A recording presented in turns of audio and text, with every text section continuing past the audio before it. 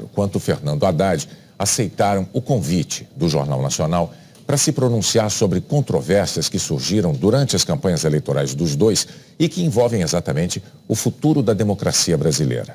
E os dois candidatos concordaram que a ordem em que falariam seria sorteada aqui e é o que nós vamos fazer agora. Vamos então sortear. Vou misturar bem aqui os dois papéis. O primeiro a falar é Fernando Haddad. E o segundo que vai falar, está aqui, o segundo papel, Jair Bolsonaro. Candidato Haddad, boa noite, parabéns pela chegada ao segundo turno em segundo lugar. Antes de mais nada, nós gostaríamos que o senhor aproveitasse esse momento para uma saudação aos eleitores, numa mensagem de 2 minutos, a gente vai dar uma tolerância de 15 segundos. Bom, Renata, Bonner, é uma grande satisfação estar com vocês nessa noite. Telespectador, cidadão, cidadã brasileiros, a grande satisfação estar no segundo turno com o seu apoio. É uma honra poder participar de um segundo turno de uma eleição presidencial, situação em que nós vamos poder confrontar apenas 2 projetos. Vai ficar muito mais claro para você a natureza de cada um dos projetos. Nós, do lado da social-democracia, do estado de bem-estar social, que garante o direito do cidadão, que garante o direito do trabalhador, que cumpre a Constituição de 1988, que ampliou as possibilidades e as oportunidades. Um projeto que visa gerar empregos e oportunidades educacionais. Conforme eu tenho dito ao longo dessa campanha, eu que tenho apenas 20 dias de campanha e consegui atingir 29% dos votos, mais de 30 milhões de brasileiros e brasileiras confiaram no nosso projeto, eu tenho dito que uma pessoa tem que acordar e ter para onde ir. É como eu aprendi com meu pai. E isso exige do poder público oportunidades de emprego e de educação. É carteira de trabalho assinada numa mão e um livro na outra. Espírito desarmado em virtude do desejo de promover desenvolvimento com inclusão social. Nós não podemos pensar em outra natureza de desenvolvimento. Desenvolvimento para poucos não é desenvolvimento. A economia pode até crescer, mas ela não vai se estabelecer. O verdadeiro crescimento que nos interessa é aquele que é compartilhado com todos os brasileiros, sobretudo com os mais vulneráveis. É esse projeto de Brasil que nós queremos defender nesse segundo turno e o faremos com muita responsabilidade e com muito respeito a você, eleitor, eleitora. Candidato, o seu programa de governo prevê a convocação de uma Assembleia Constituinte para mudar a Constituição brasileira, a chamada Constituição Cidadã, que é o que garante a nossa democracia e que acabou de completar apenas 30 anos. Juristas dizem que a nossa Constituição, ela não permite a convocação de uma Constituinte, não há previsão para isso. Só há previsão de reforma por uma emenda constitucional e que precisa da aprovação de 3/5 dos deputados e dos senadores. E essas emendas, elas não podem mudar cláusulas pétreas. Essas não podem ser alteradas de jeito nenhum. Um outro ponto é que 10 dias atrás, o ex-presidente do PT, José Dirceu, disse ao jornal espanhol El País que não acreditava numa vitória eleitoral de Jair Bolsonaro e declarou o seguinte, abre aspas, dentro do país é uma questão de tempo para a gente tomar o poder. Aí nós vamos tomar o poder, o que é diferente de ganhar uma eleição. Fecha aspas. O que o senhor diria aos seus críticos que se preocupam com a democracia brasileira no caso de o senhor se eleger presidente? Bom, em primeiro lugar, sobre a primeira pergunta, nós revimos o nosso posicionamento.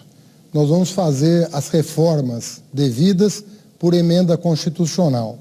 Quais delas? Em primeiro lugar, a reforma tributária. No Brasil, quem sustenta o Estado é o pobre, infelizmente. Quem paga mais imposto proporcionalmente à sua renda é o pobre. E os muito ricos não pagam absolutamente nada, pagam uma proporção muito pequena da sua renda. Essa reforma tributária será feita por emenda constitucional, que prevê, inclusive, a isenção de imposto de renda para quem ganha até 5 salários mínimos. Uma proposta defendida por nós desde janeiro de 2018 e que contempla o nosso plano de governo. Segunda reforma importante é a reforma bancária. Não é possível continuar convivendo com essa concentração de bancos, com as taxas de juros que eles cobram do empresário que quer produzir e do consumidor que quer comprar no crediário. Se nós fizermos com que o juro baixe, o lucro do empresário sendo maior que o juro, as pessoas vão voltar a investir e vão voltar a contratar. E se nós diminuirmos os impostos da classe média e dos mais pobres, eles voltarão ao mercado de consumo e exigirão dos empresários que contratem força de trabalho para produzir mais. Essas duas medidas são essenciais para a retomada do crescimento e vão ter que ser feitas por emenda constitucional. A terceira emenda constitucional importante é o fim do congelamento de gastos que afetou drasticamente o investimento. Sobre a segunda pergunta, o ex-ministro não participa da minha campanha, não participará do meu governo e eu discordo da formulação dessa frase. Para mim, a democracia está sempre em primeiro lugar. Candidato, o senhor tem mais 30 segundos para se despedir. Eu queria agradecer, Renata Bonner, a oportunidade de reiniciar esse segundo turno na presença de vocês, podendo conversar com o eleitor, com a eleitora, e pedindo a todos que acompanhem essas 3 semanas. O futuro do país está em jogo, o futuro da democracia está em jogo, o futuro dos seus direitos sociais e trabalhistas está em jogo. E nós queremos, respeitosamente, pedir a sua compreensão, o seu apoio, a sua atenção, para que você vote conscientemente. Muito obrigado. Obrigado ao candidato Haddad. Agora, então, é a vez do candidato Jair Bolsonaro pelo nosso sorteio. Candidato Bolsonaro, boa noite. Parabéns pela chegada ao segundo turno em primeiro lugar. O senhor, por favor, também pode começar com a sua mensagem de 2 minutos para os eleitores e, claro, os mesmos 15 segundos de tolerância, por favor. Boa noite, Bonner. Boa noite, Renata. Boa noite, brasileiros. Primeiro, meu muito obrigado aos quase 50 milhões de pessoas que acreditaram em mim no último domingo. O nosso compromisso, a nossa plataforma, a nossa bandeira baseia-se em João 8,32. E conhecereis a verdade e a verdade vos libertará. Meu muito obrigado às lideranças evangélicas, ao homem do campo, quer seja do agronegócio, quer seja da agricultura familiar. Obrigado, caminhoneiros. Obrigado, policiais civis e militares, integrantes das Forças Armadas. Obrigado, família brasileira, que tanto clama para que os seus valores sejam respeitados. E mais ainda, que a inocência da criança em sala de aula esteja acima de tudo. Então, meu muito obrigado, em especial à região Nordeste, que apesar de eu ter perdido lá, nunca alguém que fez oposição do PT teve uma votação tão expressiva como eu tive. Obviamente, não tive mais por fake news, mentiras. Nós não pretendemos acabar com o Bolsa Família. Muito pelo contrário, devemos combater as fraudes para que aqueles que realmente precisam possam ter um dinheiro um pouco maior. Homens e mulheres do Bolsa Família, fiquem tranquilos. Não pretendemos criar ou aumentar o imposto de renda, a cobrança de imposto de renda. Mentira! A proposta do nosso economista Paulo Guedes é que quem ganha até 5 mínimos não descontará imposto de renda. E acima disso, uma tabela de 20% para todos. Não pretendemos recriar a CPMF. Eu fui um dos que votou contra a CPMF no passado. Queremos um Brasil aberto ao negócio com o mundo todo, fazer parceria com o mundo todo, jogar pesado na questão da insegurança pública, fazer com que as mulheres se sintam protegidas no Brasil. Dessa forma é que nós pretendemos governar o país e dessa forma pretendemos construir o futuro da nossa pátria maravilhosa. Candidato, no mês passado, durante uma palestra, o seu vice, o general Hamilton Mourão, disse que a Constituição brasileira de 1988 foi um erro.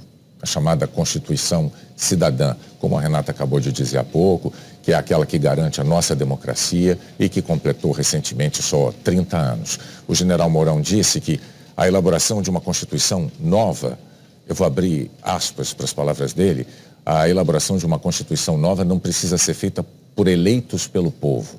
E eu fecho aspas. Que isso poderia ser feito por um conselho de notáveis, nas palavras usadas pelo seu vice, e apenas referendada depois pelos eleitores. De novo, nós temos que dizer, juristas dizem que a nossa Constituição não permite a convocação de uma Constituinte, não há uma previsão para isso. Existe uma previsão de reforma por emenda constitucional, que precisa de aprovação de 3/5 dos deputados e dos senadores. E essas emendas, o senhor sabe, não podem mudar as chamadas cláusulas pétreas, né? Essas não podem ser alteradas de jeito nenhum, como o Renato também já disse aqui. Bom, também em setembro, numa entrevista à Globo News, o general Mourão admitiu a possibilidade de o presidente da República perpetrar o chamado autogolpe. O que é que o senhor diria aos seus críticos que se preocupam com a democracia brasileira no caso de o senhor se eleger presidente? Ele é general, eu sou o capitão, mas eu sou o presidente. O desautorizei nesses 2 momentos. Ele não poderia ir além daquilo que a Constituição permite. Jamais eu posso admitir uma nova Constituinte, até por falta de poderes para tal. E a questão de autogolpe? Não entendi direito o que ele quis dizer naquele momento, mas isso não existe. Se estamos disputando as eleições, é porque nós acreditamos no voto popular. E seremos escravos da nossa Constituição. Repito, o presidente será o senhor Jair Bolsonaro.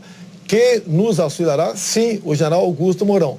E ele, Hamilton Mourão, e ele sabe muito bem da responsabilidade que tem por ocasião da sua escolha para ser vice. Nós queremos demonstrar com isso que precisamos, sim, ter um governo com autoridade e sem autoritarismo. Por isso, nos submetemos ao sufrágio popular.